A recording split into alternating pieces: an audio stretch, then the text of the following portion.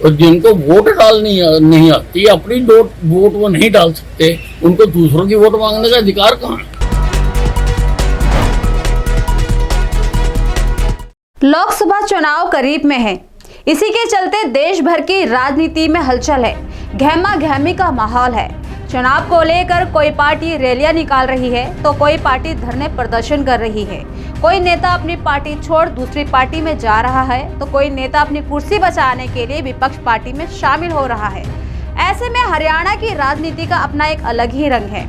ऐसे में हरियाणा के गृह मंत्री, जहां हरियाणा के पूर्व मुख्यमंत्री भूपेंद्र सिंह हुड्डा को ईडी में चल रही पूछताछ के लिए नसीहत देते दिखाई दिए, तो वहीं चंडीगढ़ मेयर चुनाव में आम आदमी पार्टी के हार के बाद केजरीवाल पर तंज कसते हुए नजर आए। उन्होंने कहा कि केजरीवाल को खुद वोट डालना नहीं आता।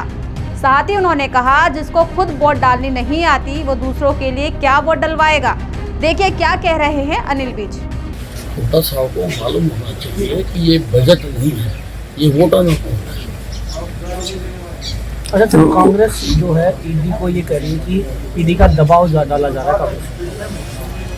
नहीं, दबाव उनको ही लग रहा है जिन्होंने गलत काम कर रखे हैं। जिसने गलत काम नहीं करे उसको किस बात का डर है? भाई क्यों डरते हो?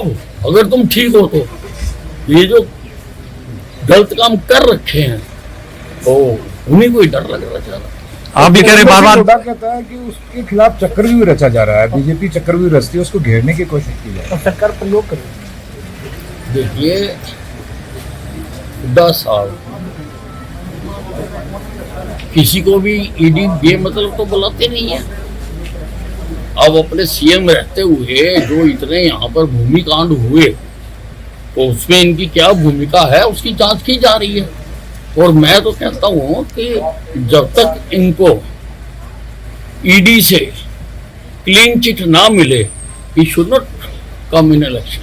हेमंत सोरेन की गिरफ्तारी को भी मतलब जायज नहीं बताया जा रहा है। हेमंत सोरेन ने कहा है सिर्फ 8 एकड़ जमीन है और वो भी जो बेची नहीं जा सकती। ऐसा है, फैसला जो ईडी नहीं करती है, ईडी तो केस बना के कोर्ट के सामने पेश कर देती है और कोर्ट में सबको अपने अपनी बात कहने का मौका भी मिलता है।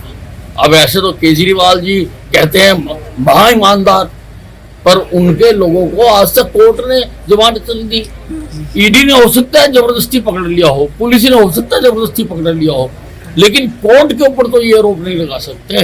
कोर्ट में कई बार वो पेश हो चुके और उनको जमानत नहीं दी जा रही। चंडीगढ़ इलेक्शन को फेयर मानते हैं आप? मेयर का जो चुनाव हुआ है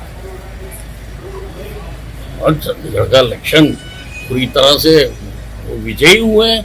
इनके लोगों को तो अपनी वोट ही डालनी नहीं आती, और जिनको वोट डालनी नहीं आती, अपनी वोट वो नहीं डाल सकते, उनको दूसरों की वोट मांगने का अधिकार कहाँ है? ये कैसे हो जाता है? राज्यसभा में भी वोट जो है कैंसिल हो जाती है उस चुनाव में और मेयर के चुनाव में भी। इनको अपने जो इनके मेंबर है ना, उनका टेस्ट करवाना चाहिए। हमारे साथ जुड़े रहने के लिए देखते रहिए देश रोजाना का YouTube चैनल, सब्सक्राइब कीजिए। साथ ही देश रोजाना की खबरें सबसे पहले देखने के लिए प्रेस कीजिए बेल आइकन।